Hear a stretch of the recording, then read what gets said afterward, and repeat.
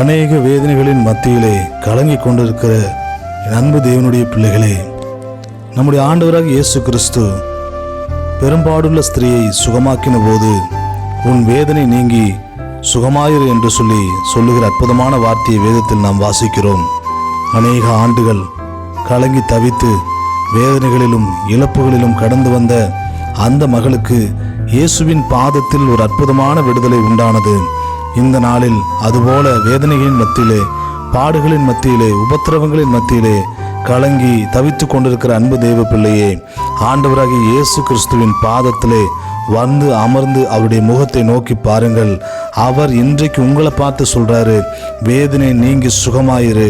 இனி எந்த ஒரு காரியமும் உன்னை வேதனைப்படுத்தாதபடிக்கு உன் சுக வாழ்வை நான் துளிர்க்க பண்ணுவேன் என்று கர்த்தர் வாக்கு கொடுக்கிறார். விசுவாசத்தோடு இந்த வார்த்தையை அறிக்கையிடுங்கள். கர்த்தர் உங்களை ஆசீர்வதிப்பார். ஆமேன்.